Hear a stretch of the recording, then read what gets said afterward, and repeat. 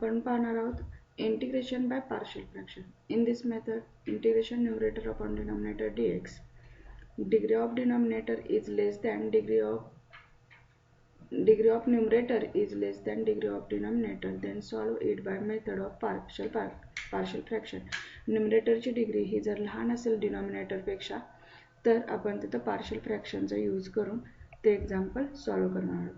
If it is not so, we have divide the numerator by denominator. ते जर solve करता येत नसेल तर आपल्याला न्यूमरेटरला डिनॉमिनेटरने डिवाइड करून ते सॉल्व करून मग सोडवायचे. पार्शियल फ्रॅक्शन साठी आपण तीन केसेस पाहिलेले आहेत. व्हेन डिनॉमिनेटर पहिली केस आहे बघा, when denominator contains non repeated linear factors. Non repeated असतील तर आपण काय करतो, a upon first factor plus b upon second factor. Second केसला denominator contains repeated linear factors. Repeated असतील तर a upon first factor plus b upon तोच factor त्याचा स्क्वेअर. क्यूब असेल तर प्लस c अपॉन तो फॅक्टर त्याचा क्यूब लिहितो. आणि थर्ड केस पाहिले, when denominator contains irreducible quadratic factors. क्वाड्रॅटिक्स म्हणजेच तिथं त्याचे फॅक्टर्स पडत नसतील. या एक्झाम्पलमध्ये दिलेलं आहे बघा, x² प्लस 2a फॅक्टर्स पडत नाहीत, त्यावेळेस आपण तिथं न्यूमरेटर लिहिताना bx प्लस c लिहितो. a upon first factor plus second ज्याचे पडत नाही तिथं दोन येतात कॉन्स्टंट bx प्लस c. आता एक्झाम्पल्स बघूया. फर्स्ट एक्झाम्पल आहे बघा, evaluate integration 1 upon x² plus 4x minus 5 into dx. आता पहिल्यांदा बघणार आहोत आपण त्याचे फॅक्टर्स पडतात का. x² प्लस 4x मायनस 5 गुणाकार किती पाहिजे, -5 आणि ॲडिशन त्याची 4 म्हणजे प्लस 4 मायनस 1. फॅक्टर्स असणार आहेत x प्लस 5 x मायनस 1. आता इथं फॅक्टर्स पडत आहेत म्हणजेच हे एक्झाम्पल पार्शियल फ्रॅक्शनने सॉल्व करायचं. पार्शियल फ्रॅक्शनने काय होतं, त्याचं ॲडिशन सबस्ट्रॅक्शनमध्ये कन्व्हर्जन केलं जातं म्हणून, आणि आपल्याला त्यानंतर त्याचं सेपरेट इंटिग्रेशन घेऊन ते सॉल्व करता येते. So solve this by partial fraction. आपण ती टर्म फक्त आपण घेतली 1 upon x plus 5 into x minus 1 a upon first factor plus b upon second factor. आपल्याला पार्शियल फ्रॅक्शन कसं सॉल्व करायचं हे माहिती आहे. पहिल्या सेमला आपण पाहिलेलं आहे. a आणि b ची व्हॅल्यू काढायची. तिरकस गुणाकार a into x minus 1 plus b into x plus 5 divided by छेदाछेदाचा गुणाकार x plus 5 into x minus 1. आणि आता इथं दोघांचा छेद समान आहे, मध्ये साइन इक्वल आहे म्हणजेच न्यूमरेटर सेम असेल. सो 1 ची व्हॅल्यू येणार आहे a into x minus 1 plus b into x plus 5. त्यामुळे इथे इक्वेशन 1 हे आहे आणि इक्वेशन हे 2 आहे. आता 2 मध्ये फॅक्टर्स x मायनस 1 आहे, तिथं 0 येण्यासाठी 1 पुटअप केलं की आपल्याला व्हॅल्यू मिळेल. So put x is equal to 1 equation 2 इथं चुकून 1 झालेलं आहे. वी गेट जिथं फॅक्टर 0 येणार आहे ती पूर्ण व्हॅल्यू 0 येते कारण 0 ने a ला मल्टिप्लाय केलं की 0 येणार आहे. So 1 is equal to a into 0 plus b into 1 plus 5. पहिली व्हॅल्यू 0 येईल, 1 plus 5 6, 6b is equal to 1. So here we get b is equal to 1/6.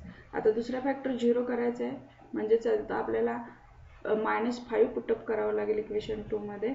So here we get 1 into a into -5 minus 1 plus second जो फॅक्टरचा असणार आहे 0 ती पूर्ण term 0 plus 0 -5 minus 1 minus 6. So here we get a is equal to -1/6. आलेले value आपण equation 1 मध्ये put up करणार आहोत. आपल्याला -1/6 प्लस 1/6 1/6 कॉन्स्टंट आहे बाहेर घेतला. आता इंटिग्रेशन घ्या दोन्ही साईडचे विथ रिस्पेक्ट टू x ने.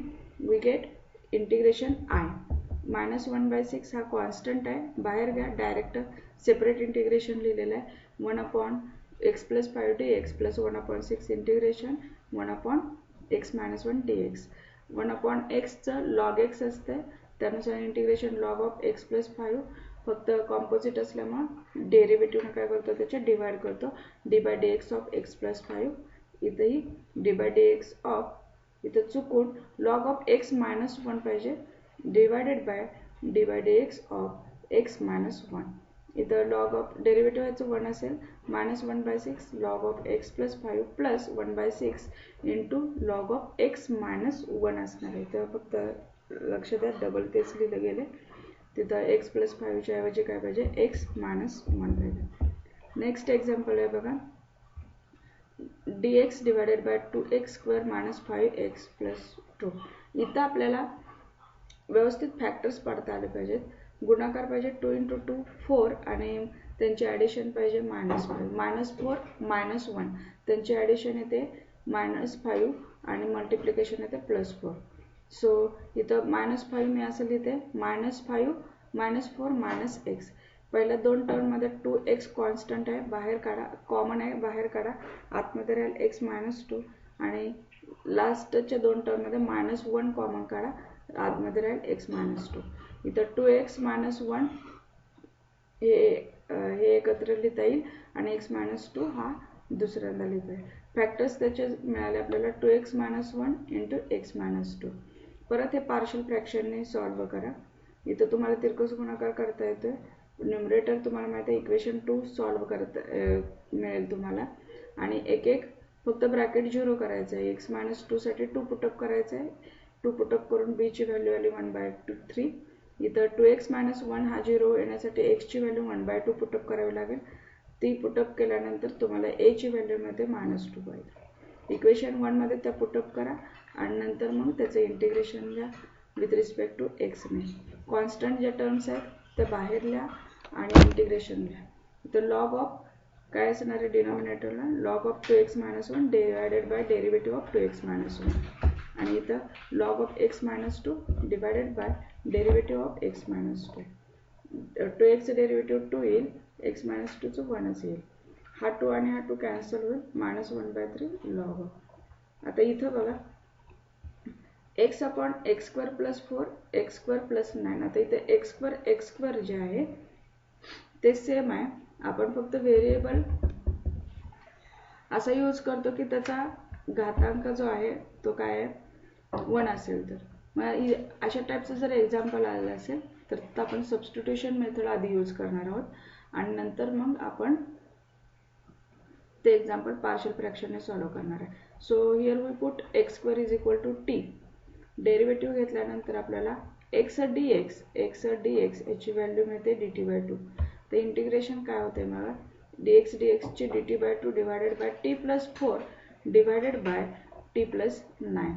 सो हिअर वी गेट 1/2 हा कॉन्स्टंट आहे बाहेर घ्या आणि हे आता सिंपल एक्झाम्पल झाला. आता पार्शियल फ्रॅक्शनने हे एक्झाम्पल सॉल्व करायचं आणि लास्टला t ची व्हॅल्यू पुटअप करायची. Solve this by partial fraction a/1 factor plus b/2 factor. तिरकस गुणाकार करा. न्यूमरेटर सेम आहे त्याला इक्वेशन 2 म्हणा. पहिला फॅक्टर t + 9 आहे, पुटअप करा t = -9 in equation 2.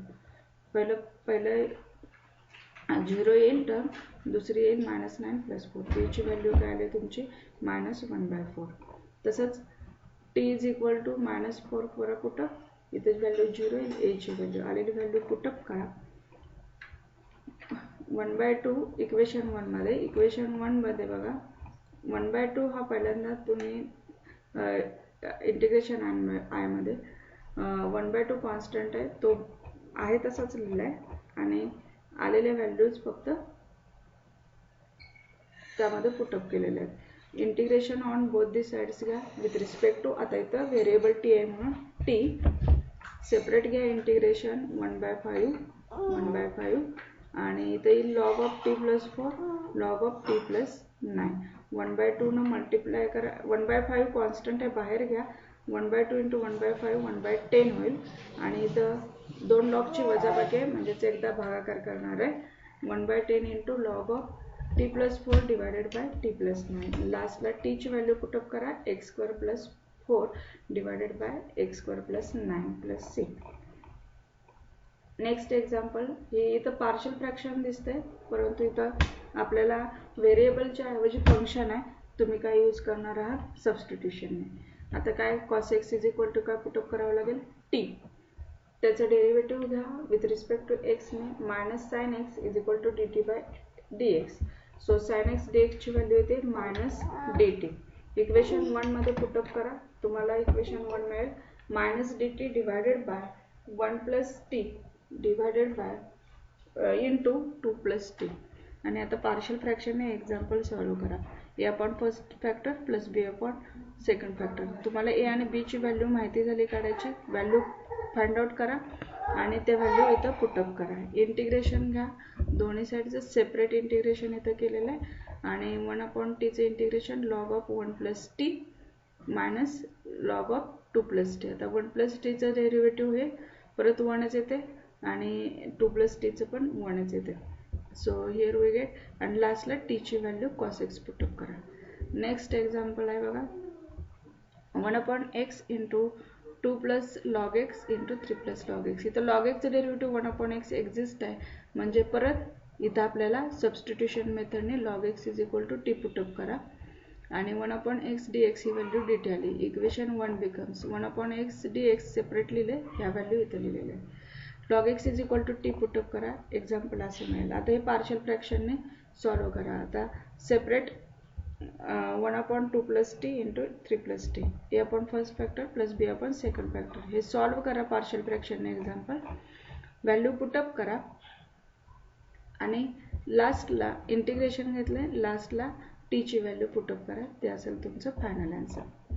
Next example आहे integration x square plus 1 divided bye x plus 1 x plus 2 x plus 3. आता इथून माझ्याकडून चुकून एक्स प्लस 3 झालं, इथे एक्स मायनस 3 आहे. Here we have to solve this by partial fraction. A upon first factor plus B upon second plus C third factor. इथेही तसंच आहे. ए अपॉन एक्स प्लस 1 सोडून राहिलेले 2 फॅक्टर लिहायचे. A into plus B into x plus 2 हा factor सोडून राहिलेले 2 x plus 1 x minus 3 plus C into x minus 3 हा फॅक्टर सोडून त्याचा डिनॉमिनेटर राहिलेले 2 ने मल्टिप्लाय करायचे. X plus 1 into x plus 2 आणि डिवायडेड बाय ह्या तिघांचा गुणाकार. तर छेद समान आहे, न्यूमरेटर समान असणार आहे. एक्स स्क्वेअर प्लस 1ची व्हॅल्यू त्याला इक्वेशन 2 म्हटलं. आता इथंही तसंच आपल्याला व्हॅल्यू फाइंड आउट करायचे आहेत. ए बी सीच्या पहिला फॅक्टर एक्स प्लस 2 आहे, पुटअप करा x is equal to minus 2. जिथे जिथे एक्स प्लस 2 आहे तिथं तिथं व्हॅल्यू 0 येणार आहे त्या टर्मची. त्यामुळे इथे मी डायरेक्ट लिहिले आहे. इथं मायनस 2 स्क्वेअर प्लस 1 प्लस ही व्हॅल्यू येईल 0 प्लस इथे एक्स प्लस 2 नाही आहे म्हणून लिहिले b into minus 2 plus 1 into minus 2 minus 3 plus तिसरी जी टर्म आहे ती काय असणार आहे 0. So here we get 4 plus 1 5 आणि त्यावरून बी ची व्हॅल्यू मिळाली. आता एक्स प्लस दुसरा फॅक्टर आहे x minus 3. So here we put x is equal to 3. ती पुटअप केली इक्वेशन 2 मध्ये. तर जिथे एक्स मायनस 3 आहे ती पूर्ण टर्म 0 येणार आहे. So here we write 0 plus 0 plus C into 3 plus 1 into 3 plus 2. त्यानुसार आपल्याला सी ची व्हॅल्यू मिळेल. त्यानंतर आहे थर्ड जो फॅक्टर आहे तो आहे एक्स प्लस 1 आहे. So we put x minus x is equal to minus 1. जिथे जिथे एक्स प्लस 1ची टर्म आहे ती 0 असणार आहे. दुसरी आणि तिसरी टर्म जी आहे ती आपल्याला इथं एक्स प्लस 1ची 0 येणार आहे. इथं फक्त येईल मायनस 1 प्लस 2 मायनस 1 मायनस 3. त्या व्हॅल्यू पुटअप करून तुम्हाला ए ची व्हॅल्यू मिळेल. ती मिळालेली आहे बघा मायनस 1/2. आलेलं व्हॅल्यू इक्वेशन 1 मध्ये पुटअप करा.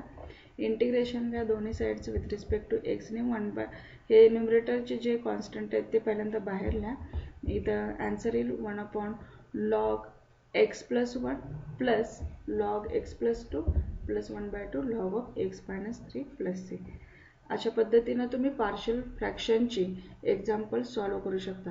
पार्शियल फ्रॅक्शन हा जर चॅप्टर कुणाचा क्लिअर झाला नसेल तर त्यांनी मागच्या सेमचा पार्शियल फ्रॅक्शन हा चॅप्टर परत बघायचा, परत ती एक्झाम्पल सॉल्व करा.